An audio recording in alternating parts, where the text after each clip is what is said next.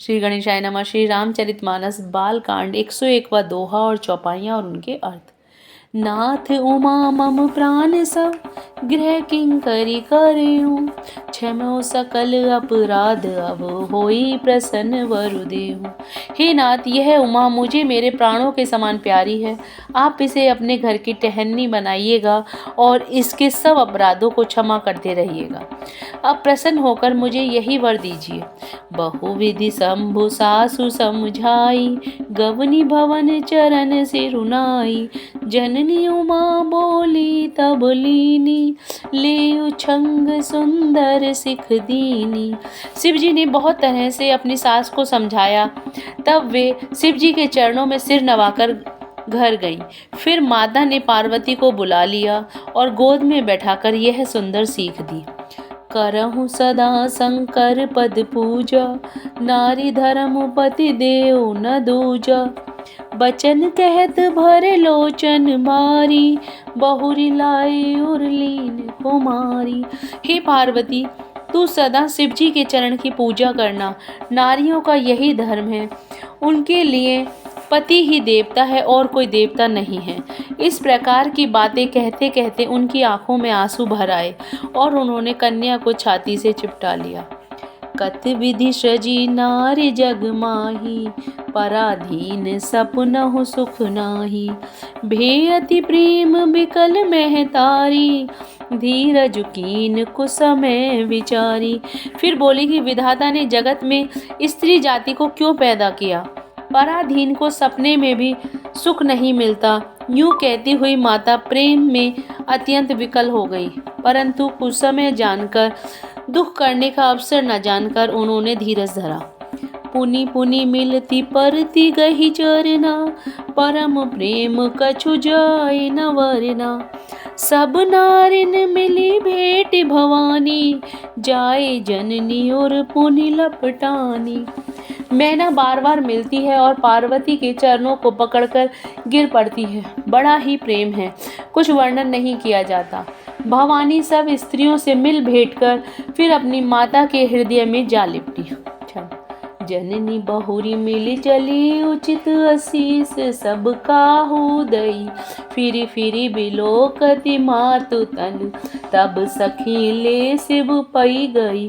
बाजाचक सकल संतोषी, शंकर उमा सहित भवन चले। सब अब अमर हर से सुमन वरसी, निशान नभ बाजे भले। पार्वती जी माता से फिर मिलकर चली। सब किसी ने उन्हें योग्य आशीर्वाद दिए। पार्वती जी फिर फिर कर माता की ओर देखती जाती थीं।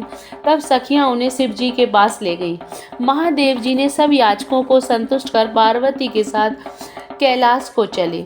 सब देवता प्रसन्न होकर फूलों की वर्षा करने लगे और आकाश में सुंदर नगाड़े बजने लगे। 102वां दोहा। चले संग हिमवंतु तब, पहुँचा वन अति हेतु। विविध भांति परितोष करी, विदा कीन वृषकेत। तब हिमवान अत्यंत प्रेम से शिवजी को पहुंचाने के लिए साथ चले। वृषकेतु शिवजी ने बहुत तरह से उन्हें संतोष कराकर विदा किया। तुरत भवन आए गिरिराई, सकल शैल सर लिए बोलाई। आदर दान विनय बहुमाना, सब कर विदा कीन हिमवाना। पर्वतराज हिमाचल तुरंत घर आए और उन्होंने सब पर्वतों और सरोवरों को बुलाया। हिमवान ने आदर दान विनय और बहुत सम्मान पूर्वक सबकी विदाई की। जब ही शंभु कैलाश ही आए, सुर सब निज निज लोक सिधाए। जगत मातु बितु शंभु भवानी, देहि सिंगारु न कहो बखानी। जब शिवजी कैलाश पर्वत पहुँचे तब सब देवता अपने अपने लोकों को चले गए। तुलसीदास जी कहते हैं कि पार्वती जी और शिव जी जगत के माता पिता हैं, इसलिए मैं उनके श्रृंगार का वर्णन नहीं करती। करहि विविध विधि भोग विलासा, गण समेत बसहि कैलासा। हर गिरिजा बिहार नित नयहु, यही विधि विपुल काल चली गयो। शिव पार्वती विविध प्रकार के भोग विलास करते हुए अपने गणों सहित कैलाश पर रहने लगे। वे नित्य नए विहार करते थे। इस प्रकार बहुत समय बीत गया। तब जनयों में सठ वदन कुमारा, तारक असुर समर जेहि मारा। आगम निगम प्रसिद्ध पुराना, सन्मुख जन्म सकल जग जाना। तब 6 मुख वाले पुत्र स्वामी कार्तिक का जन्म हुआ। उन्होंने बड़े होने पर युद्ध में तारकासुर को मारा।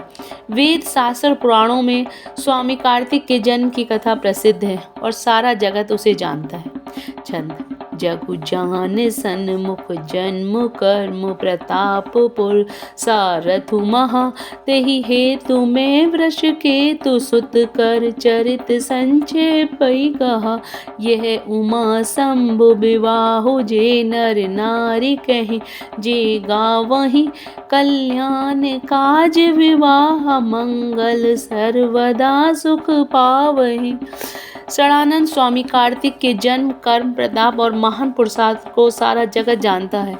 इसलिए मैंने वृषकेतु शिवजी के पुत्र का चरित्र संक्षेप में ही कहा है। शिव पार्वती के विवाह की इस कथा को जो स्त्री पुरुष कहेंगे और गाएंगे, वे कल्याण के कार्यों और विवाह आदि मंगलों में सदा सुख पाएंगे। जय Shri Ram. Please like and subscribe the channel.